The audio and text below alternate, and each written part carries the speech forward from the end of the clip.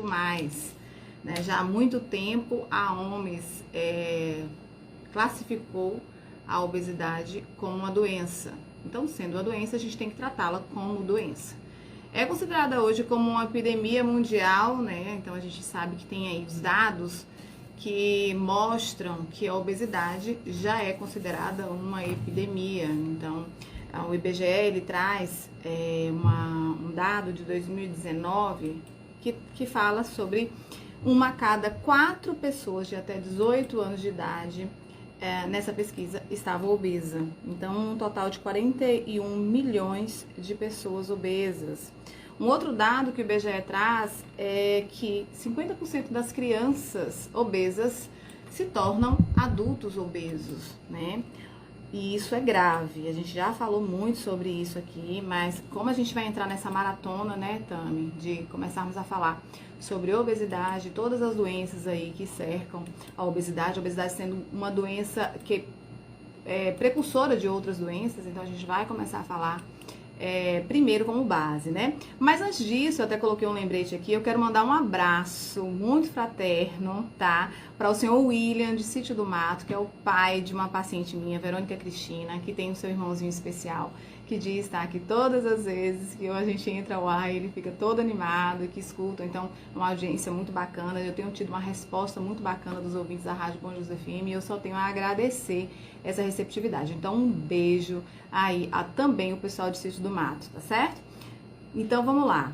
Vamos seguir? Vamos seguir, né? Como você falou, a gente vai começar falando da base, né? Nós sabemos que tem muitas pessoas que nos escutam, que passam por essa situação, já estão entrando em um grau de obesidade, então é bom a gente fazer realmente esse alerta. Então, eu já começo perguntando, Juliana, existem tipos de obesidade? Tipos de obesidade? Mais de um tipo ou é apenas um? Não, a gente tem classificações só, né? Então a gente tem aí, como é que eu considero um indivíduo obeso? Existe um cálculo específico, a gente também já falou, mas é interessante a gente falar, iniciar essa maratona, vamos começar lá do início, né? E tá sempre batendo nessa tecla porque é um problema, é difícil as pessoas mudarem comportamento alimentar, né? Sair da zona de conforto é algo difícil, então a gente precisa começar por essa base. Então, a gente tem a classificação do indivíduo. Então, segundo a Organização Mundial da Saúde, aí a gente tem uma classificação entre o indivíduo é considerado saudável com IMC, que é o Índice de Massa Corpórea, é um cálculo que a gente faz, que é a altura ao quadrado dividido pelo peso entre 18,5 e 24,9. Essa é a recomendação. O indivíduo estando nesse patamar, ele é considerado saudável, né? Eutrófico, como a gente chama na nutrição. A partir disso, a gente entra na classificação de sobrepeso.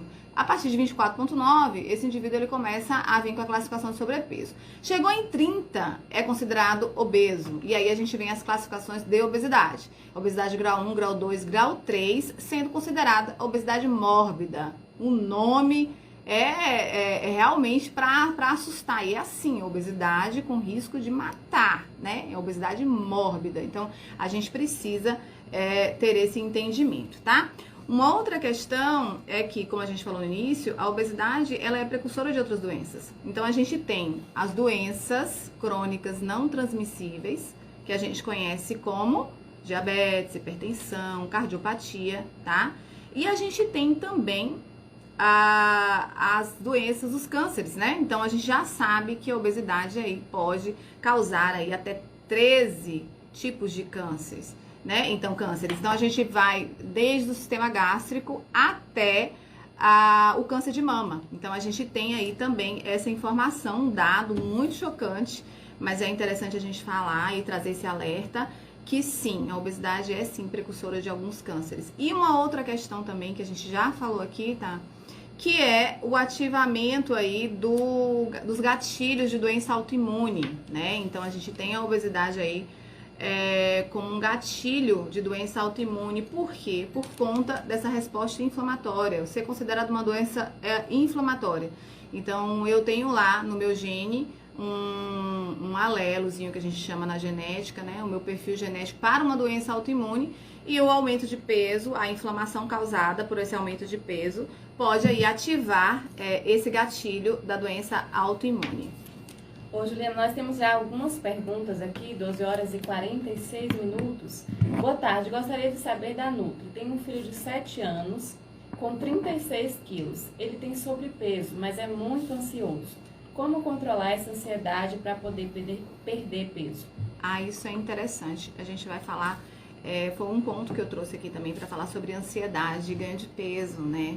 A gente escuta essa máxima, eu sou gorda, ganhei peso, estou engordando porque eu sou ansiosa, né? A gente precisa desmistificar um pouquinho disso, que propriamente a ansiedade não faz você ser diagnosticada obesa, né? Você não desenvolve obesidade por conta única e exclusivamente do nível de ansiedade, né? Você está desenvolvendo o ganho de peso por conta que você está comendo mais do que a sua necessidade. Porém, é interessante a gente trazer a informação de que o indivíduo ansioso demais, ele eleva muito substancialmente a produção de um hormônio que a gente considera o hormônio do estresse, que é o cortisol, tá? E esse cortisol, ele interfere sim, né, facilitando um pouco mais da reserva de energia. Então a gente tem um sistema no nosso metabolismo chamado lipogênese. Então a lipogênese é aquele sistema onde o corpo faz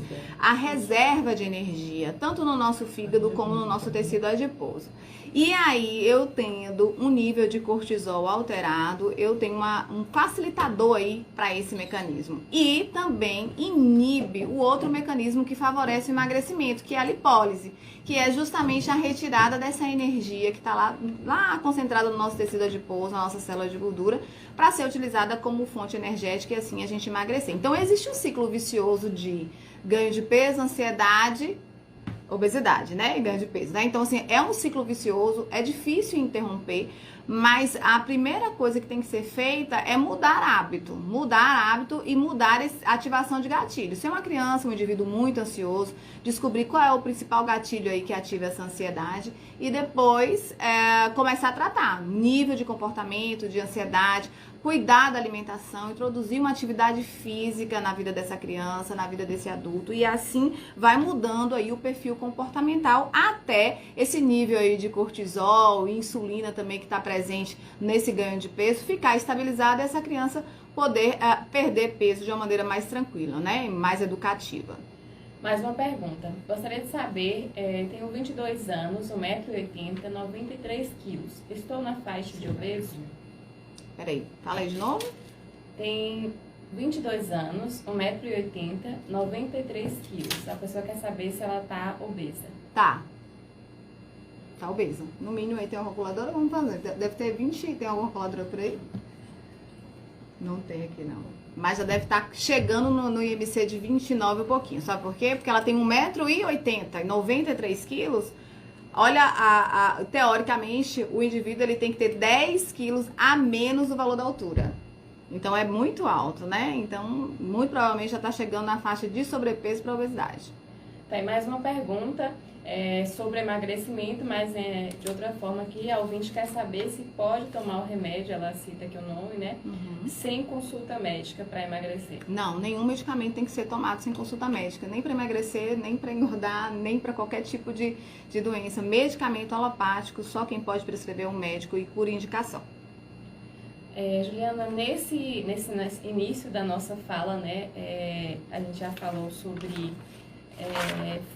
a obesidade existem graus, sim, né? Sim. Existe uma predisposição genética, né? Pode existir essa predisposição. Pode. Existe, então, essa possibilidade de prevenir? Sim, existe. Quando a pessoa já tem na família. Existe. Se minha mãe é obesa, meu pai é obeso, minha tia é obesa, se você observa aquela criança ali que já começou a ganhar peso exagerado, você fala, opa, a maior probabilidade dessa criança se tornar obesa, um adulto obeso é maior, né? As estatísticas estão aí. E sendo a obesidade uma doença multifatorial, é interessante a gente abrir isso, que eu não tenho um único motivo para estar obesa. Eu não tenho. Eu recebo muito no consultório a pergunta assim, Juliana, então eu sou gorda porque eu quero? Não, todo mundo acha que é falta de vergonha na cara, não sei o que, falta de foco. Mas eu não tenho um único motivo. Então, sendo considerado uma doença multifatorial, eu tenho fator emocional, fisiológico, genético, sabe, social. Então, tudo isso tem que ser abordado no tratamento no paciente obeso, né? Então, a gente precisa ter esse entendimento. Então, vamos tratar da genética. Olha, se eu tenho uma genética favorável para a obesidade, então vou cuidar aqui. tá? Então vamos ver, qual é o gatilho da minha ansiedade, né? Como é que eu vivo a minha vida? Como é que eu tô me colocada aí, né, nesse mundo, né? No meio onde eu vivo, né? Então, quais são os gatilhos que remetem, por exemplo, a pessoa comer demais pelo nível de ansiedade, para suprir ali uma necessidade emocional. Eu costumo dizer que as pessoas comem as suas emoções, né? Então, tô triste como, tô feliz como. Que foi, Padre? O Padre William tá aqui me olhando, tá rindo. Oh, não ria, não. Eu quero ver o dia do seu retorno, viu, meu amigo? Que a gente vai... Tá perdido, tá dizendo, tá perdido, tá não. A gente te encontra, entendeu? Então, a obesidade, ela tem que ser levada com esse sentido, Tamires, olhar o indivíduo como um todo, tá? Muitas perguntas começaram a chegar. Eita. Depois que você respondeu sobre esse cálculo, né, para a pessoa saber se está obesa. A gente não consegue responder de todo mundo aqui somente em uma consulta. Mas para deixar claro, né, esclarecer. Vamos ensinar a fazer o cálculo? Ensina as pessoas como que ela pode saber, além, claro, do visual, né, que ela está acima do peso. Bom, você vai ter primeiro dado sua altura. E é um cálculo que você vai fazer a altura ao quadrado, né? Então, você vai fazer lá, por exemplo, eu tenho 1,60. Você é bom de cálculo aí? Pega sua calculadora aí e faz aí. O padre vai fazer o cálculo ao vivo aqui. 1,60. 1,60. Ao quadrado. O rapaz que tinha pedido aí. Aqui, ó. 1,60 ao quadrado. 1,60 vezes 1,60. 1,60. Dividido por 58 quilos. Vezes 1,60. Depois dividido, o resultado dividido por 58 quilos, que é o meu peso corporal. Não, que é assim, ó. Bora fazer ao vivo aqui, viu, gente? Mas aí, qual procedimento? A pessoa vai pegar a sua altura e dividir pelo peso. Resultado vai dividir pelo peso. Tem que ser a altura pela... Vai somar a altura e o peso. A altura ao quadrado vai dar um resultado. Altura ao quadrado. E depois você divide pelo peso. Entendeu? Só que tem que ser com a vírgula, né? Tem que ser com a vírgula. Então, eu tenho IMC de 22. Tá linda. Qual é o limite máximo para quem tem? Quanto você tem? Eu tenho 1,60. Para quem tem 1,60. No máximo... Cada pessoa tem um limite. Mas no máximo 24,9, que tá dentro da normalidade. Isso para todo mundo? Isso para todo mundo. Isso é altura. Isso é um cálculo generalista, que é um cálculo de IMC, que é o índice de massa corporal. Eu não estou falando em percentual de gordura. Percentual de gordura é uma outra situação e a gente pode falar isso no próximo programa. Mas, de uma forma geral, de classificação entre o que é obeso, o que é sobrepeso, enquanto altura e peso, é esse cálculo que a gente faz generalista, tá? Isso é pautado pela Organização Mundial da Saúde, mas a gente tem uma outra visão, que é a análise de composição corporal, que é uma outra situação. Saber percentual de gordura, nível de gordura visceral, é uma situação. Eu posso, por exemplo, estar dentro da normalidade, Tamires, de peso e estar com a gordura visceral extremamente alterada, tá acima de 80 centímetros, por exemplo, de circunferência de abdômen. Então, uma análise de composição corporal é necessário para isso, não somente o índice de massa corporal, entendeu? Então, a circunferência abdominal é um sinal de alerta. Muito. Mulher até 80 centímetros de circunferência, homem até 90, limite máximo. Tá, então 12 horas e 54 minutos. Infelizmente, o nosso tempo passa rápido demais. Muito obrigada por mais uma participação. Chegaram outras perguntas aqui que a gente vai deixando para a próxima segunda, para a nossa continuação desse assunto. Muito obrigada mais uma vez pela sua participação. Obrigada, Tamires. Muito obrigada, Padre Williams. Tudo de bom. Obrigada a todo mundo da Rádio Bom Jesus FM e os ouvintes, viu, que a gente falou no início, que é todo mundo muito receptivo. Quero agradecer demais a participação e pedir que vocês me sigam lá no Instagram, @Juliana Nutricionista. A gente também tem um canal no YouTube, estamos no Telegram, no Spotify, com os podcasts, inclusive os daqui, tá? A gente está jogando lá no Spotify, então a gente está tendo uma receptividade muito bacana. Muito obrigada e Deus abençoe todos vocês. 12 horas e 55 minutos, a gente vai para o intervalo e volta já. Como é que faz a conta?